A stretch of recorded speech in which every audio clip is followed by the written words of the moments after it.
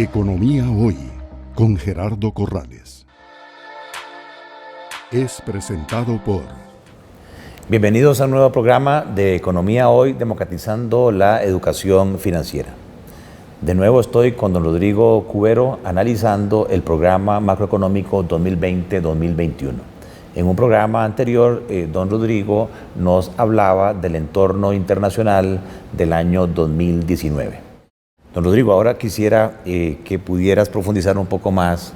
¿Qué le pasó a la economía costarricense en el año 2019 ante este entorno internacional, pero también afectado por elementos internos, y cómo se vieron afectadas la actividad económica y los grandes macroprecios? Sí, bueno, pues justamente en parte como consecuencia de lo que ocurre en la economía mundial, que ahora comentábamos en el módulo anterior, una desaceleración de la economía mundial, pero en parte también como consecuencia de factores internos que ahora pasamos a comentar, la economía costarricense sufrió una significativa desaceleración en su crecimiento económico en el año 2019.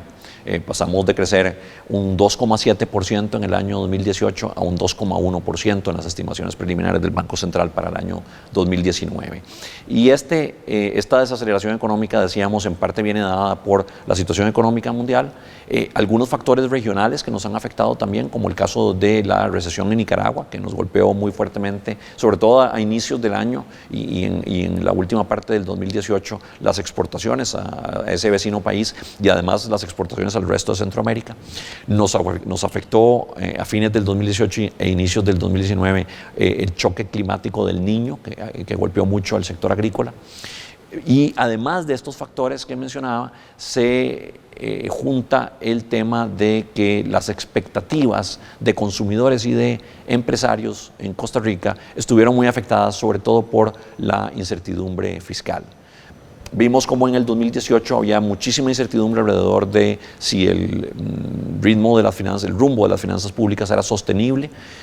Había mucha incertidumbre también sobre si iba a haber una reforma fiscal o no, qué forma específica iba a tomar esa reforma fiscal si fuera aprobada por la Asamblea Legislativa. Mucho de eso se disipa, por supuesto, con la aprobación de la reforma fiscal en diciembre del 2018, pero permanece una incertidumbre importante sobre cómo esta nueva reforma fiscal viene a afectarnos a nosotros, los agentes económicos, y por supuesto consumidores, hogares, empresas, empiezan a preguntarse cómo les afectan las nuevas disposiciones tributarias, cómo les afectan las nuevas disposiciones de gasto, ese IVA que se introduce en la reforma fiscal de diciembre del 2018, cómo nos va a golpear, cómo nos afecta a los bolsillos, a nosotros consumidores, a nosotros empresarios.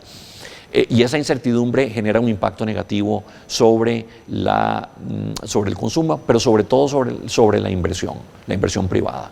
Esto afecta el crecimiento económico en el 2019, afectó también el crecimiento económico el año pasado, el hecho de que la inversión pública se subejecutó en relación con lo que se tenía programado. Eso te iba a decir, porque en el programa macroeconómico del 2019 ustedes ya habían anticipado un efecto recesivo de la entrada del IVA. Sí. Aunque sí tenían unas proyecciones de inversión pública, sí, que es lo que estás señalando ahora. Así es. Nosotros hicimos una proyección de crecimiento en el programa macroeconómico de enero del 2019, que después tuvimos que corregir a la baja en un punto porcentual en nuestra revisión en julio. Justamente habíamos proyectado que el crecimiento económico para el 2019 como un todo iba a ser de 3,2%. Inicialmente lo proyectamos en enero. Para nuestra revisión del programa macroeconómico en julio, revisamos esa proyección a la baja a 2,2%. El año cerró en 2,1%, de manera que la proyección de julio estuvo bastante acertada, pero la de enero no. Y ahí mucho pesó en ese primer semestre del año 2019 la subejecución muy importante que se dio en la inversión pública, en los programas de inversión pública. Nosotros, las proyecciones que teníamos en enero del 2019 sobre inversión pública derivan de información que se nos había suministrado sobre planes de inversión por cada una de las empresas del sector público. Esto no es solo gobierno central, sino sector público en sentido más amplio. Y básicamente se había hecho un filtrado de los planes de inversión para asegurarnos que fueran planes que tuvieran ya aprobación y que contaran con financiamiento. Y de esos planes, además, a esos planes se les aplicó un ajuste por capacidad histórica de ejecución de cada entidad, de manera que estábamos viendo cuánto históricamente han venido ejecutando de sus programas de inversión cada una de las entidades, y con base en eso aplicamos el ajuste e hicimos las proyecciones.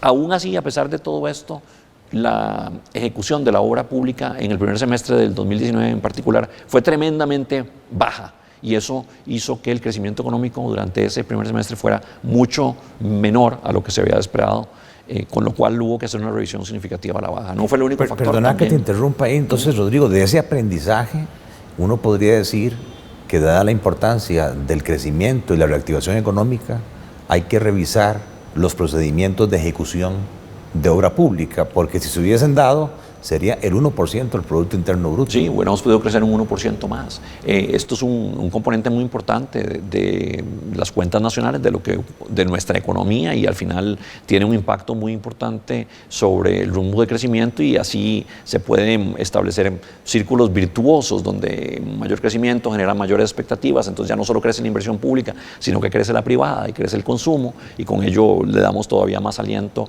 al crecimiento económico. Por el contrario, lo que se produjo a inicios en la primera mitad del 2019 fue una subejecución muy significativa de la inversión pública que si algo más bien introdujo un círculo vicioso donde no ayudó a la reactivación económica, y lo que generó fue también problemas de confianza que en última instancia redundan en menor crecimiento económico. Así que el programa dice que crecimos en el primer semestre como un 1% apenas. Sí, cuando partimos a la economía, el crecimiento económico del 2019, en las dos mitades, en los dos semestres, vemos que el primer semestre el crecimiento fue de 1,6%, en el segundo semestre de 2,5%. Es decir, hay un repunte significativo, y esto es a lo que quería pasar ahora, que en realidad la desaceleración económica del año 2019 en Costa Rica fue una historia en dos mitades, digo yo, porque en la primera mitad del año sí hubo una desaceleración importante, pero a partir del mes de junio ya la economía costarricense muestra visos de recuperación, y nuestros diferentes indicadores económicos, y en particular el índice mensual de actividad económica, empieza sistemáticamente a mostrar mejores números a partir de ese mes y hasta la fecha. ¿Esa recuperación en general o en algunos sectores en particular? Se empieza a dar en diferentes sectores. Todavía el sector construcción es el que en términos interanuales, es decir, cuando comparamos las cifras, y el último mes para el que tenemos índice mensual de actividad económica es para diciembre, cuando comparamos las cifras del sector construcción de diciembre del 2019 contra las del 2018, todavía muestran tasas de crecimiento negativas. Ahora, si vemos las tasas de crecimiento trimestral, en el trimestre que termina en diciembre contra el trimestre inmediato anterior, sí vemos que hay un repunte del sector construcción, pero muy leve, y este es el único sector que realmente sí permanece todavía en números rojos en términos de tasas de crecimiento interanual. Los demás sectores han ido saliendo todos. Teníamos, además del sector construcción, en la primera parte del 2019, dos sectores más en recesión, con crecimientos de tasa negativa. Con tasas de crecimiento negativas, el sector manufacturero y el sector agrícola. La agricultura estaba... Manufacturero local. Manufacturero local, sobre todo sí, porque las manufacturas de zona franca estaban por otra parte creciendo a tasas de doble dígito. En general, en la economía costarricense, las zonas francas pesan alrededor de un 10%, de manera que es un sector importante, pero no determinante. La manufactura local, por otra parte, se había mantenido con tasas de crecimiento negativas, pero en la segunda mitad del año sí ya repunta también la agricultura, y estos sectores se incorporan al resto de los sectores que estaban creciendo y creciendo bien, algunos creciendo muy bien, como el sector servicios, que sí en el 2019 como un todo tiene un crecimiento más alto que en el 2018. Pero lo que no repunta todavía es el sector construcción. Economía Hoy, democratizando la educación financiera. Es presentado por